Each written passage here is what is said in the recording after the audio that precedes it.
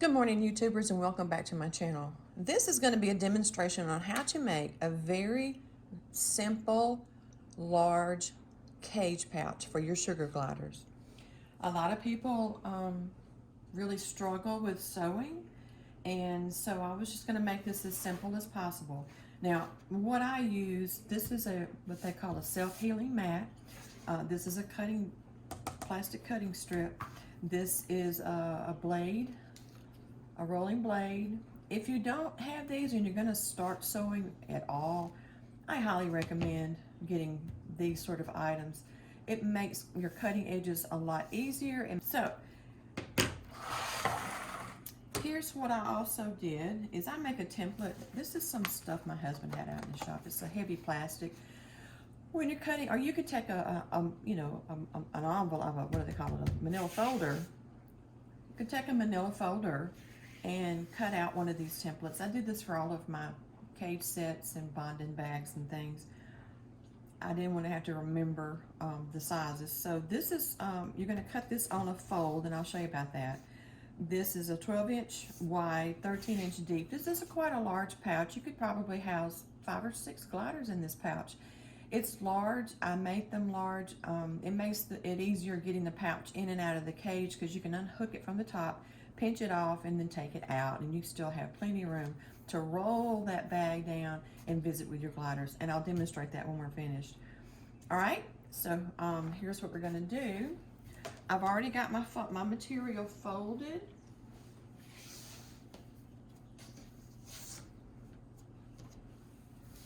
And what the fold does, it allows you to cut the full length of this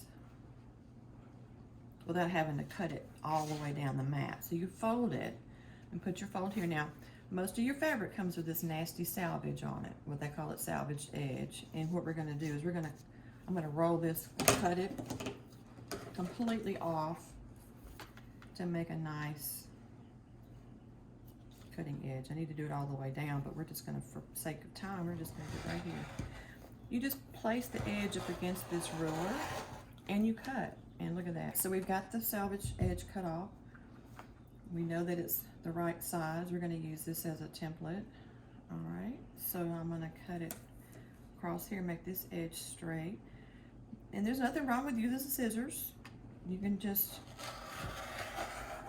mark this off and cut it.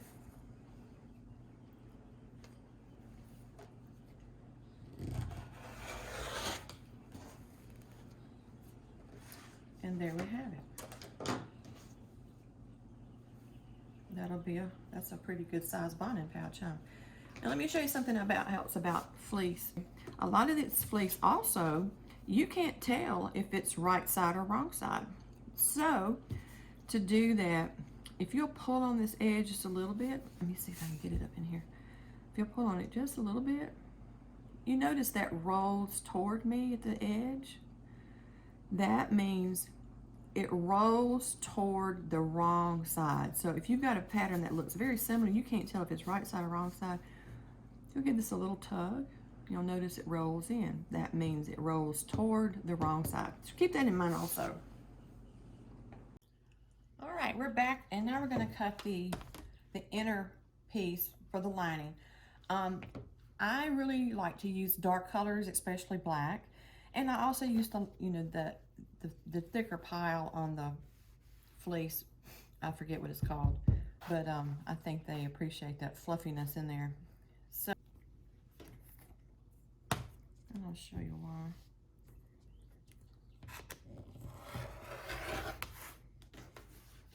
All right, so there we go.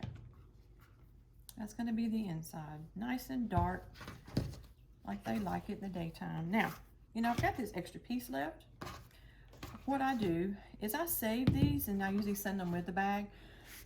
Even if it's a different color, it doesn't matter, it'll be inside. I find if you have gliders that chew on their bags and make holes in them, they're trying to burrow into something. And I do find with these larger bags, if you throw a whole bunch of these, I would probably put 3 of these in the bag so they kind of wad them up, and they cover themselves up.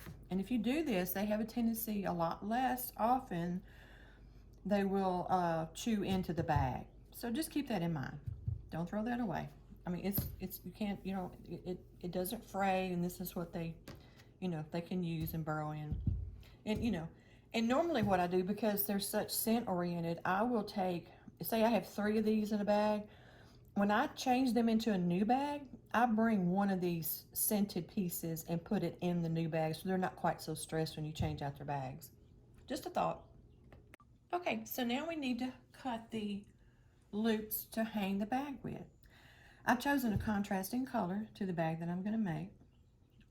You doesn't even have to match if you're only using scraps. So we're going to go back to that subject of there's the stretchy way, and then there's the way that you can hang it. If you were to cut your strip this way and use this piece, it would just sag really badly. So you want to make sure you find the one that's a little more, you know, rigid, doesn't have a lot of stretch to it. A little bit's fine. And what I do is I cut into 1-inch strips. These are 1-inch squares, so I know if I cut that line right there, we're going to be good. So, excuse my dog snoring in the background. And I find that 4 inches is about right. 1, 2, 3, 4. So there's 1, 2, 3, 4, and there's 2. So now we have 2 hangers. Okay, as everyone can see, we have our 3 major components, which is the outer fabric, the inner fabric, and the loops we're going to use to attach to the cage. So basically what we're going to do is we're just going to put right sides together. And then remember, if you can't remember which, or can't tell which side, this was pretty obvious. This was a little dull, that's a little brighter. You just pull the fabric and it rolls in to the wrong side. So we know we have our right sides together. And we are just going to stitch up the sides.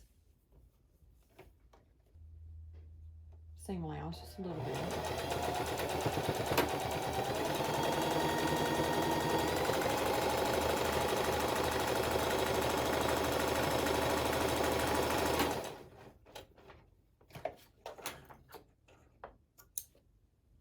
I'll try to keep my threads trimmed as I go.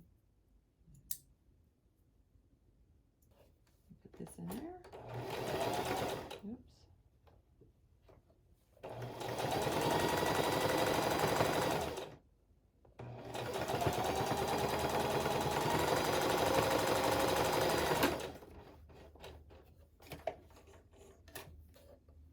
Okay.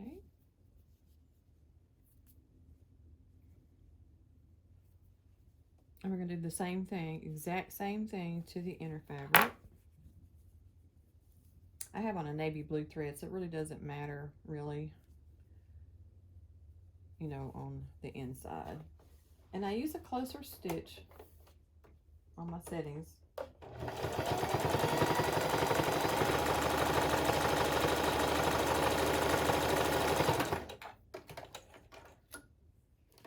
Well, I didn't mention, of course, you do want to start right sides together. Trim my thread. Do the other side. Match it up.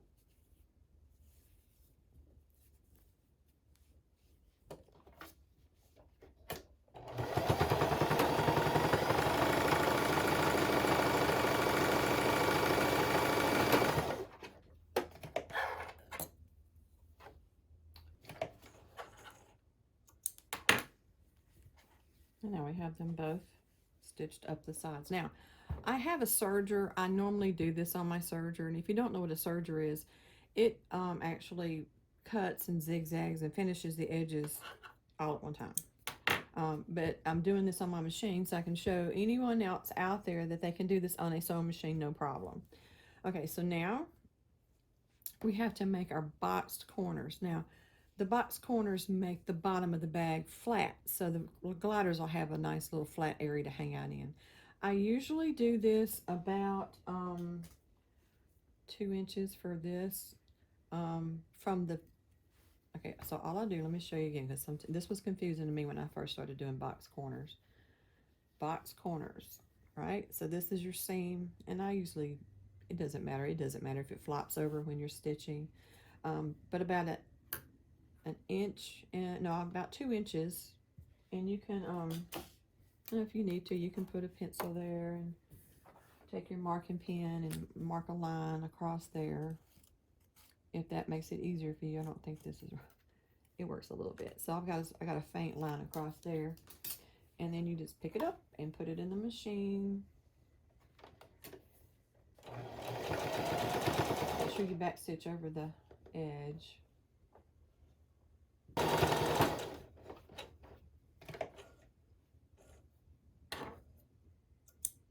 And what we do is we cut this off.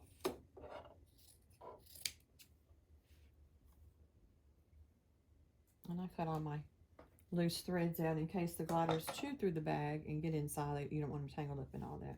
And we do the same thing on the other one. Mark it 2 inches. Put my ruler on a 2-inch mark.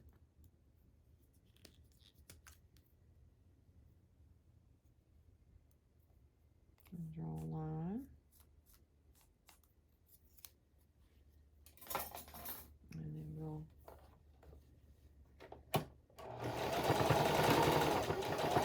stitch across there.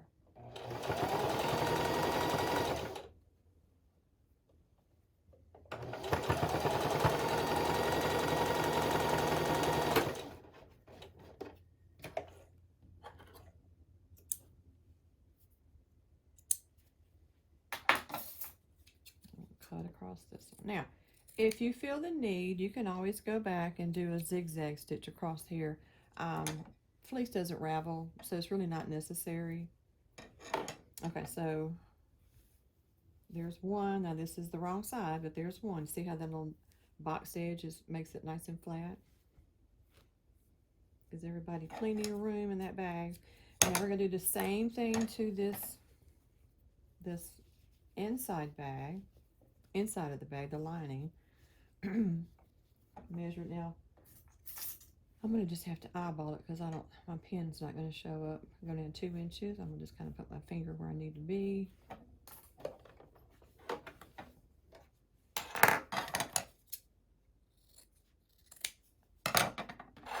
All right. We're going to leave this black part, which is the inner part of the bag,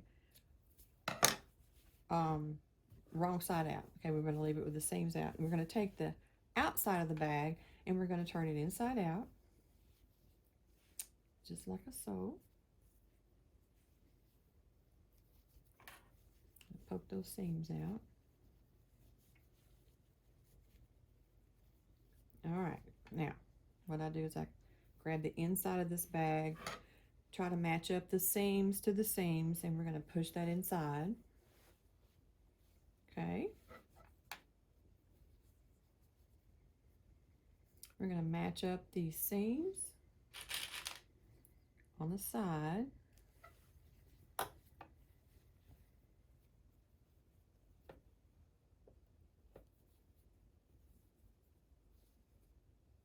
Because what this does, this makes it right side to right side. So I've got those seams. See, I've got that side and that side. If you've never used these Wonder Clips, you need to go buy some. They are so handy. All right, so what I do is I sort of shake this out. Make sure everybody's about the same. Now, here comes where we put in our loops. I like my bags to have, I call it the front door effect. I put my loops right next to that seam. Okay, there, you see it's folded. You know, make sure it's right side out. And I just sit it right next to where that seam is. In between the black fabric and the colored fabric.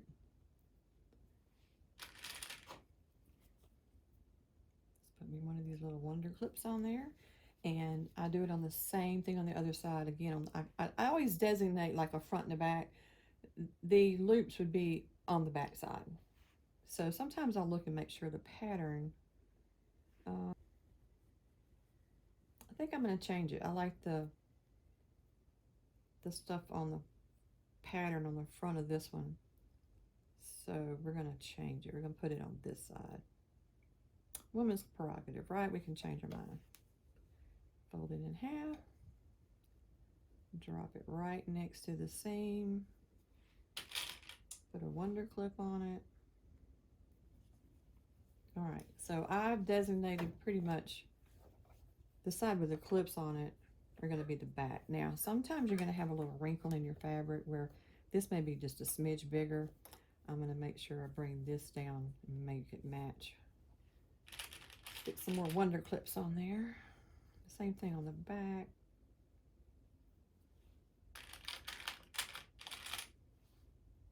Like so. All right.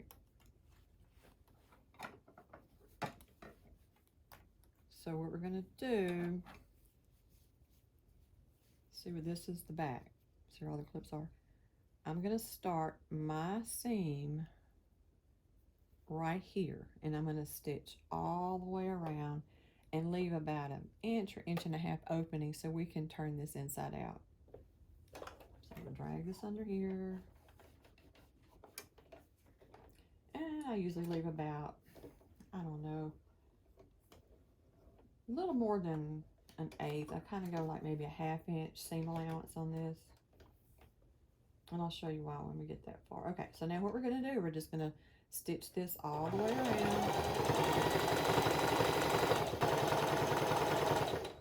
All right, now we're getting close to the other seam and the other loop.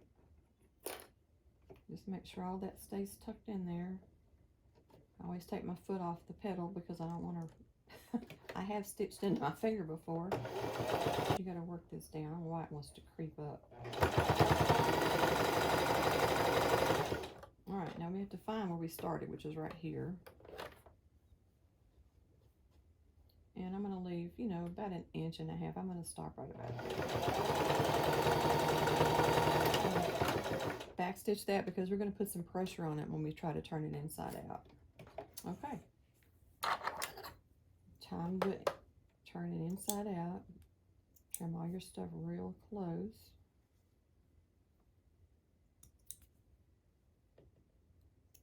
All right, here we go. So you just reach in here and start pulling from the inside out. Start shoving it through that little hole. But sometimes we'll make it misshapen a little bit. If you make it too small and you have to really force this through that hole, it stretches it out of shape.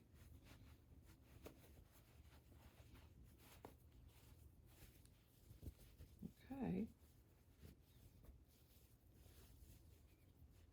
So there we go. Look at that. So now you just push the dark part into the pretty part.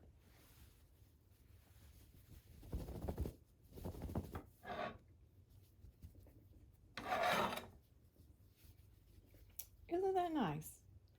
Okay, so now you just have to kind of roll your seam out.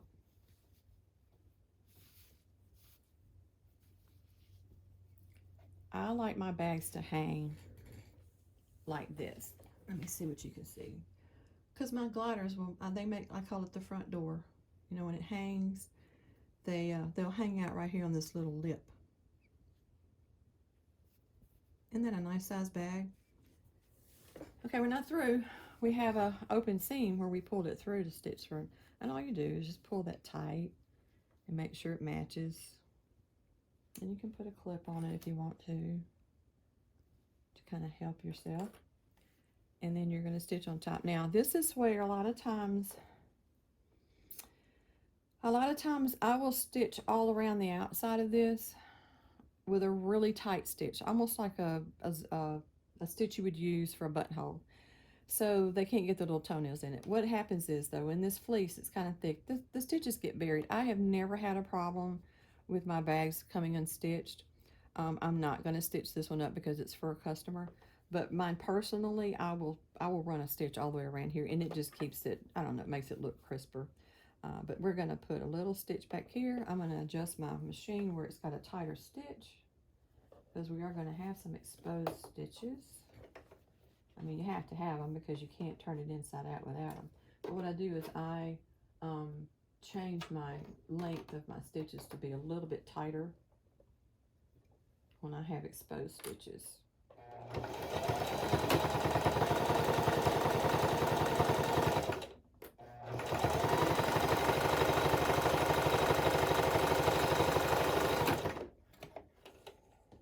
You see how long it took for that to run that little short distance because I tightened up the stitches. Let me show you, put it back before I forget. All right, I'm going to show you something else on here. You're going to have some, you know, sometimes you'll have loops and you'll have threads hanging out. If you will pull that thread as tight, you know, really tight, put your little cutting tool, I don't know if you can see that, right against it, push down into the fabric and cut the thread, then you won't have any exposed threads out.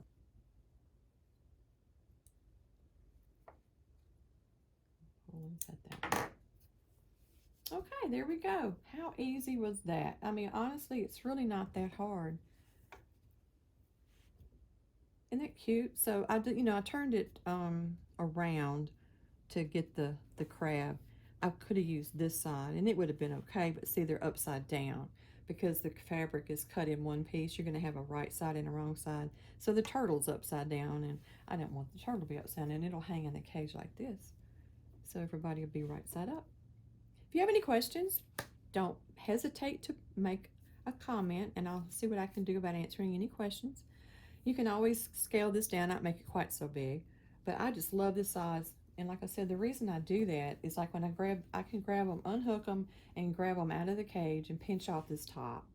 And then when I sit down at my little work table with them, I roll this down, and you know, you've got plenty of room to visualize your gliders in here and sit and play with them in a big bag. Or if you have to reach in to get a crabby little critter, there's not quite so intimidating that you've got a little room to maneuver so you can reach in and scoop them out. So I really like this size. So there you go. Like and subscribe. Thanks, guys.